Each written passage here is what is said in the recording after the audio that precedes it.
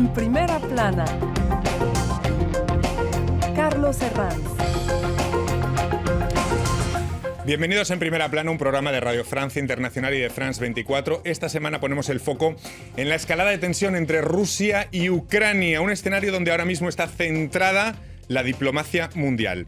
Nos acompañan en este estudio Fernando Avakian, especialista del espacio postsoviético y exconsultor ante la UNESCO. Bienvenido, Fernando. Muchas gracias por tenerme aquí invitado. Rafael Cañas, mi compañero delegado de EFE en París, es corresponsal en Bruselas, en Washington, en Nueva York y en Pekín. Bienvenido, Rafael. Muchas gracias, Carlos. Y en duples desde Moscú, nuestro corresponsal Xavier Colás. Xavier, buenos días. Buenos días y encantado de estar aquí para explicar lo que ocurre entre Rusia y Ucrania. La escalada de tensión entre Rusia y Ucrania. Hoy, nuestro asunto en Primera Plana. ¿Se están preparando las fuerzas rusas para la guerra en Ucrania? Ese es sin duda el miedo entre los líderes occidentales y la propia Ucrania. Y una pregunta que lleva planeando ya desde hace algunas semanas. Hace solo 7 años, Rusia se apoderó de parte de Ucrania y apoyó a los separatistas que iniciaron un conflicto en grandes áreas del este. Rusia se ha resistido durante mucho tiempo al acercamiento de Ucrania hacia las instituciones europeas y su demanda clave es que nunca se una a la OTAN ni tenga infraestructura de la OTAN en su territorio. No hay una sensación de una amenaza inminente, pero en esta escalada hay muchas aristas, muchos planos que analizar con Rusia y Estados Unidos y Europa de tercera en discordia y buscando un poco su sitio en este rompecabezas diplomático del que muchos hacen ya la liaison con la Guerra Fría. Analicemos algunas portadas que nos deja la prensa. Diario Le Monde titulaba esta semana Ucrania y OTAN, semana decisiva entre Washington y Moscú. El Wall Street Journal destacaba las posiciones alejadas que han mantenido Estados Unidos y Rusia en las conversaciones sobre Ucrania. El país, Rusia, advierte a Estados Unidos de que pone en peligro la seguridad europea. Bueno, un impredecible presidente ruso acumula miles de soldados en la frontera de un país vecino, de Ucrania, amenazas más o menos verosímiles de invasión, una posible conflagración entre Occidente y Oriente y mucho juego de equilibrios. No sé si tienen la sensación, Fernando, de que esto se parece a la Guerra Fría. Personalmente, siempre me abstengo un poco a trazar paralelismos tan fuertes con momentos históricos anteriores, porque siempre hay, digamos, cuestiones de fondo que necesariamente van cambiando. No estamos en la Guerra Fría, ciertamente. En mi opinión, estamos más bien asistiendo a un esquema clásico desde el punto de vista del paradigma realista de las relaciones internacionales, a un escenario clásico en el cual una potencia, una superpotencia, digámoslo, Rusia, está marcando a través de la amenaza del uso de la fuerza cuáles son las líneas rojas para que el contrincante, por así decirlo, en este caso Occidente en general, pero Estados Unidos en particular, no tiene que atravesar. Yo creo que es más una cuestión de amenaza que de posibilidad real de guerra. Espero verdaderamente no equivocarme. Pero me parece más bien que es una especie como de muestra de hasta dónde puede llegar Rusia en este caso. Es decir, si vamos a trazar los paralelismos con no la Guerra Fría, sino con lo que ocurrió en 2014-2015 con la anexión de Crimea y la guerra en el Donbass, hay cosas muy distintas. Primero y principal, la reanexión de Crimea por parte de Rusia y la guerra híbrida en el Donbass fueron completamente por sorpresa. Rusia en ningún momento dejó entrever cuáles eran, digamos, las vías de acción que iba a tomar. En este caso, Rusia está básicamente poniendo sus peones en el tablero, está mostrando qué fuerzas iría a utilizar, de qué forma iría a atacar. Entonces me parece a mí que en un momento tan decisivo es más bien una demostración de fuerzas que otra cosa. No sé si coincide, Rafa, con el diagnóstico, si ves esos paralelismos más o menos bien traídos entre la Guerra Fría y la situación actual. Yo creo que efectivamente no hay que hacer continuamente paralelismos con situaciones pasadas, pero es inevitable ver un poco de déjà vu con muchas situaciones que se vieron durante la Guerra Fría en el que las dos grandes superpotencias, la antigua Unión Soviética y Estados Unidos, dentro del tablero de ajedrez que era el mundo y su competencia que hacían por conseguir zonas de influencia y combatir los intentos del rival de conseguir a su vez otras esferas de influencia, iban marcándose líneas rojas o supuestas líneas rojas, iban marcándose faroles de póker. Y en este caso yo creo que Rusia, aprovechando su estatus de gran potencia militar, no tanto económica, pero aprovechando su enorme arsenal militar y su disuasión nuclear, aunque no, evidentemente no la vaya a usar, pero es una gran potencia nuclear, pues quiere seguir jugando al nivel de las grandes potencias.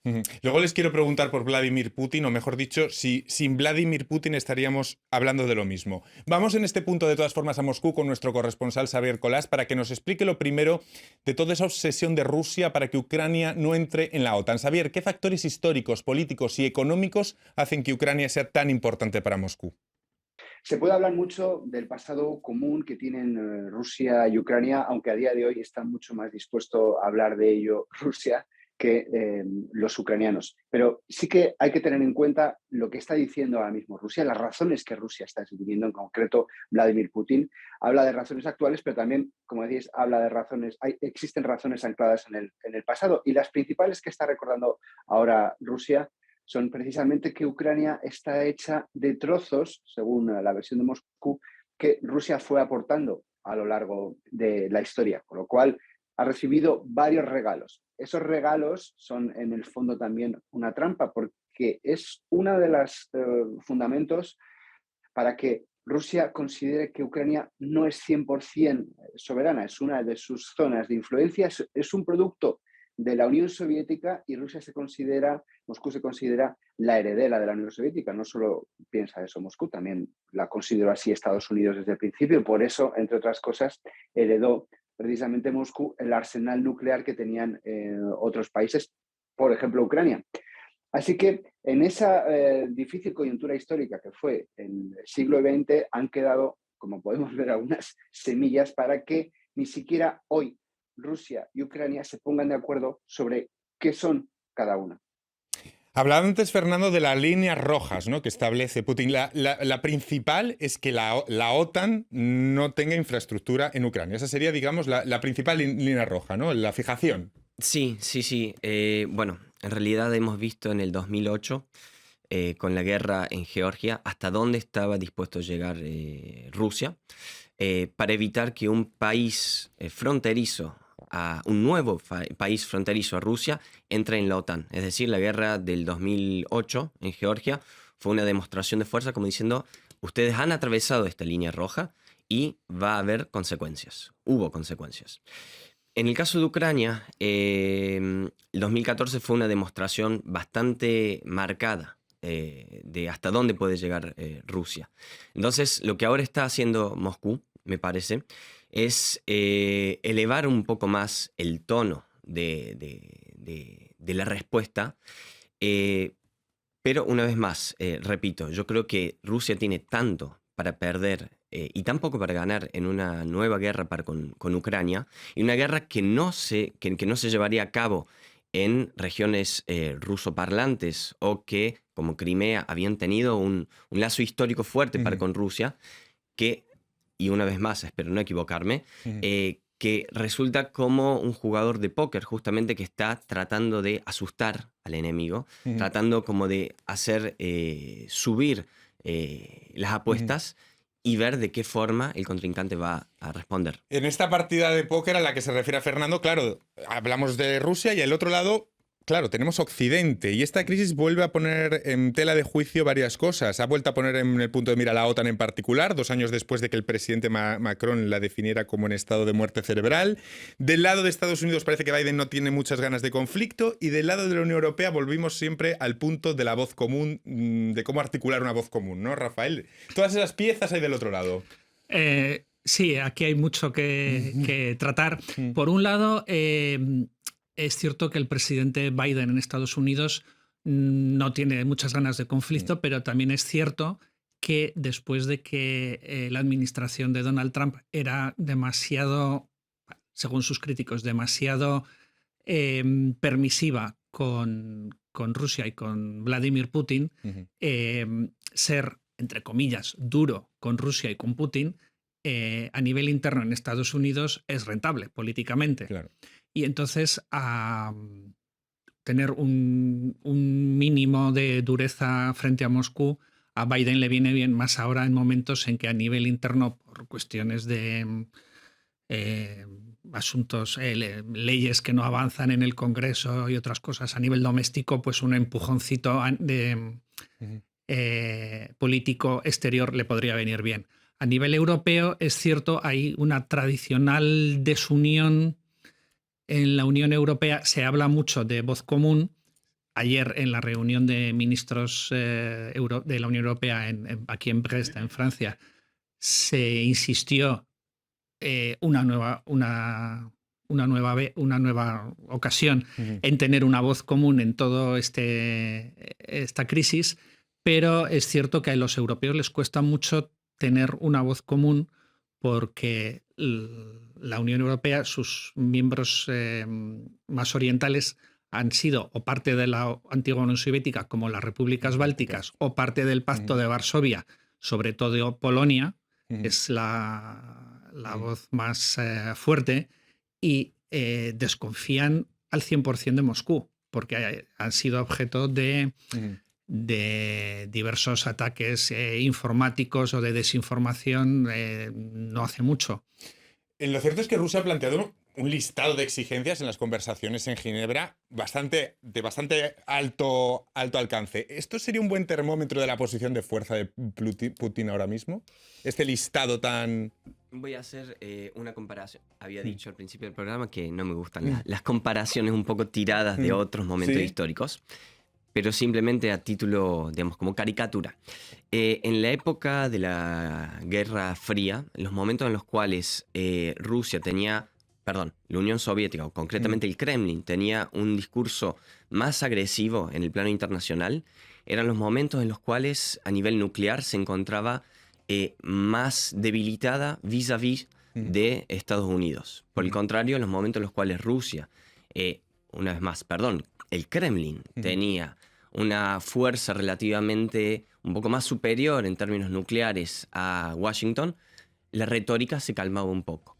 Entonces, no sé si verdaderamente la subida de tono realmente refleja una nueva relación de fuerzas, porque Rusia, es decir, necesita en alguna medida a Europa, del mismo modo que Europa necesita a Rusia. Y no sé en qué momento podemos abordar la cuestión. Lo vamos a abordar enseguida. Antes tengo que hacer una pequeña pausa y enseguida volvemos aquí en Primera Plana. Hasta ahora. Podéis beber ahora.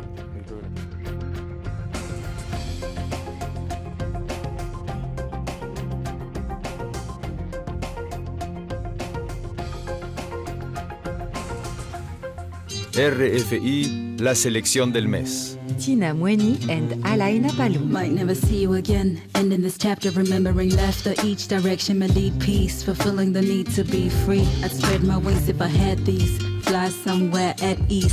The sky looks endless. Never took our friendship on. Je me lève. La bronze. De mes rêves. Dans le miroir. C'est moi ou peur. C'est mon reflet. C'est mon regard. Comment faire peur? Plaisir de France et Bertrand Belin. La vie est sur la table. Prends le serpent. L'époque est à la chasse. Vendredi sur mer.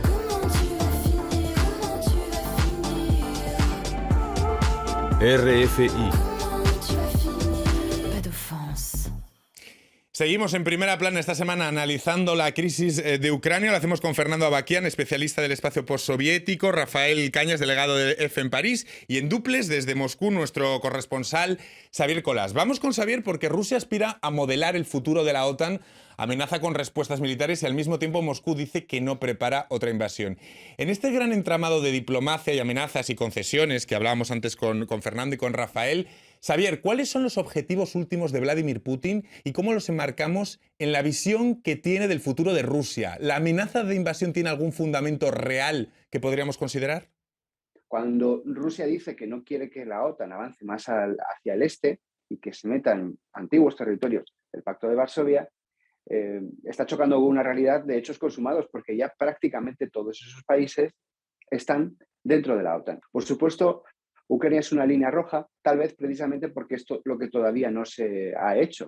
Cuando Vladimir Putin plantea que no avance la OTAN más hacia el este, fundamentalmente se está refiriendo a Ucrania, pero a día de hoy todo el mundo sabe que no hay una invitación formal para que Ucrania entre en la OTAN. Es decir, no hay un plazo todavía de tiempo. Ucrania es un estado asociado, digamos, que colabora con la Alianza Atlántica, y eso parece que pone nerviosa a Rusia. Probablemente porque Ucrania, con el paso del tiempo, y ya han pasado años desde aquella guerra que nos sorprendió a todos en el año 2014, ha ido modernizando su ejército y ha ido acercándose de una manera, podemos decir, extraoficial a Estados Unidos y a la OTAN. Es decir, sin formar parte, cada vez hay más colaboración. Y eso parece que es algo que preocupa mucho en Moscú a medio plazo. Hablemos de la figura de Putin en todo esto. ¿Cuáles serían los objetivos últimos de Putin y cómo los enmarcamos en la visión que tiene del futuro de Rusia? No sé si formulando la pregunta de otra forma, ¿hasta qué punto la figura de Putin es clave en esta crisis? O mejor dicho, ¿sin Putin estaríamos hablando de la misma crisis? Rafael. Yo creo que no. Creo que Putin tiene una imagen de sí mismo como el líder que resucitó en parte a la antigua URSS, como el salvador de Rusia. No olvidemos que cuando él llega al poder, a principios de siglo, Rusia estaba en una gravísima crisis económica y de liderazgo, porque con Boris Yeltsin el país iba en declive, se había, entre comillas, permitido la entrada de muchos los antiguos países del Pacto de Varsovia en la OTAN, incluso de las 3 repúblicas bálticas, y había una crisis económica muy, muy fuerte. Entonces, a través también de gestos como la recuperación del himno nacional soviético, Putin juega a intentar devolver la grandeza y el estatus de gran potencia que se hace respetar a nivel mundial. No sé si quieres añadir algo más, Fernando, a la figura de Putin. A la figura de Putin, sí. Se le atribuye la frase, aquel que no tiene nostalgia de la Unión Soviética no tiene corazón, sí. Pero aquel que quiere que vuelva a la Unión Soviética no tiene cerebro. En alguna medida... Tremenda la frase. Sí. Simplemente estoy de acuerdo con lo que dice Rafa, es decir, quiere tener esta imagen de sí mismo como aquel que devolvió la grandeza a Rusia. Y en alguna medida, en términos internacionales, es cierto que tras el impasse de los años 90, logró volver a poner a Rusia en la mesa, entre comillas, de los grandes. El problema que tenemos los medios de comunicación es que cuando hay una crisis ponemos el foco y después, pues, a veces desaparece, ¿no? Algo que pasó con la guerra de Ucrania. Durante la guerra de Ucrania y la anexión rusa de Crimea, el foco mediático estuvo allí puesto, pero como suele pasar muchas veces, durante los últimos años se ha ido diluyendo. Xavier Colás, Moscú, es importante que conozcamos cómo ha sido la evolución de la situación en el Donbass durante los últimos años hasta llegar a este punto.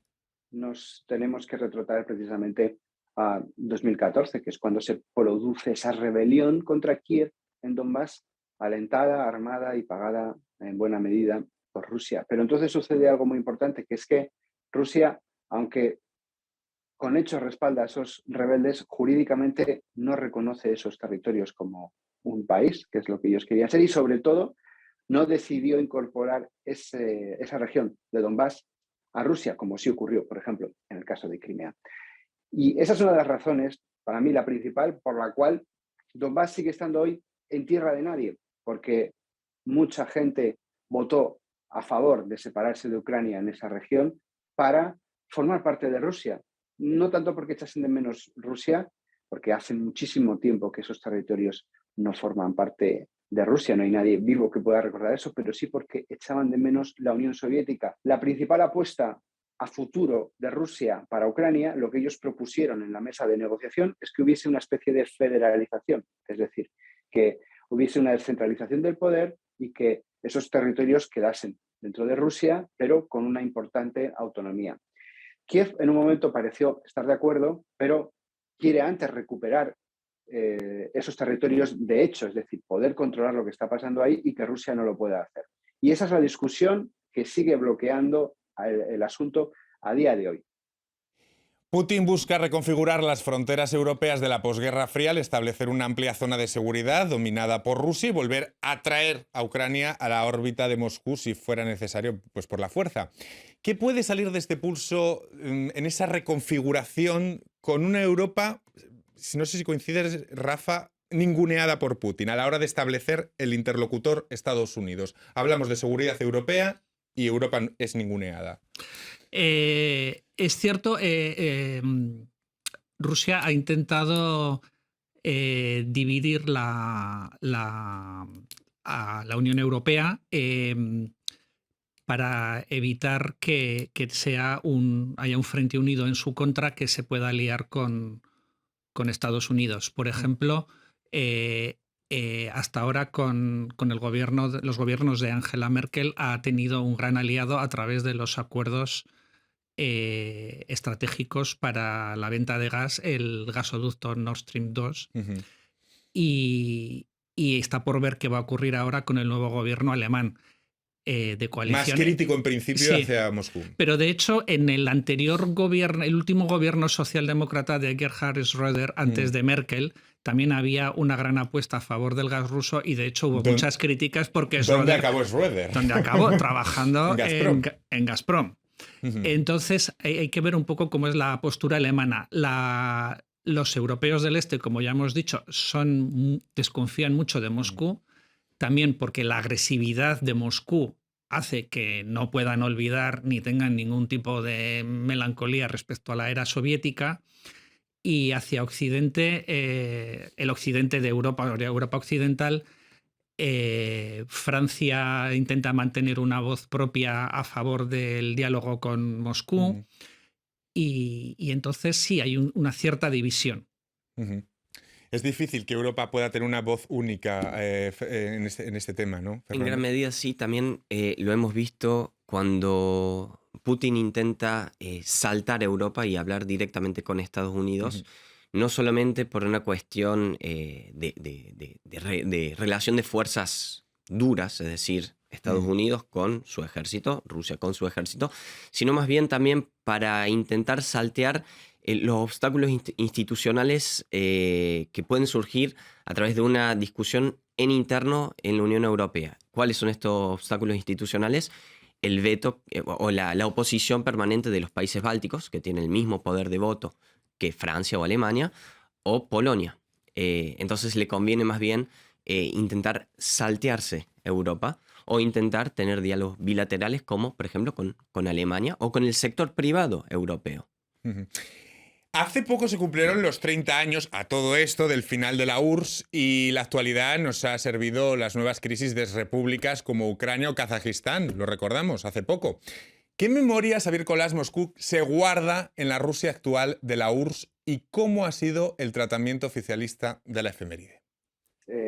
Alguna vez se le ha atribuido a Vladimir Putin esa frase de quien no eche de menos la Unión Soviética no tiene corazón y quien pretenda repetirla no tiene cerebro. Entre los rusos hay en algunos casos, no en todos, pero en muchos rusos, un sentimiento de nostalgia y de echar de menos la Unión Soviética, pero alejado seguramente de lo que es la ideología comunista. No significa que los rusos quieran repetir un gobierno pues, que no contemple la propiedad privada ni los derechos individuales, pero sí de aquel país, de la Unión Soviética como país, no como sistema, sino como país. Un país muchísimo más grande que ahora, un país poderoso que hablaba de tú a Estados Unidos.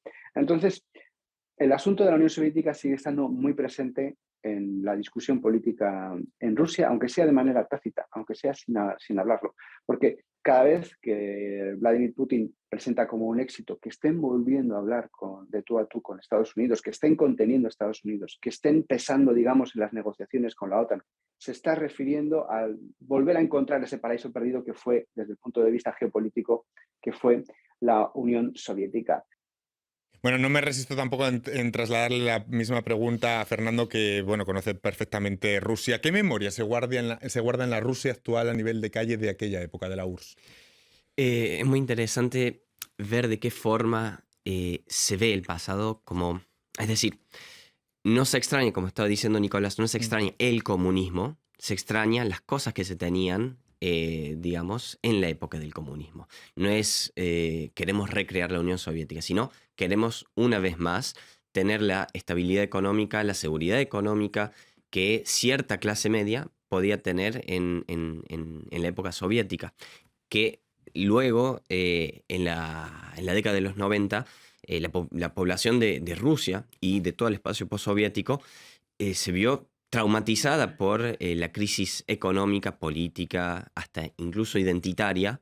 Entonces, justamente, lo que intentan hacer es volver a ver a ese pasado de antes de la década de los 90, recordando eso, no el comunismo, no la vuelta a los soviets, pero sí la necesidad de una estabilidad económica. Y en ese sentido es muy rentable, digamos, por parte de Putin, explotar esa sensación.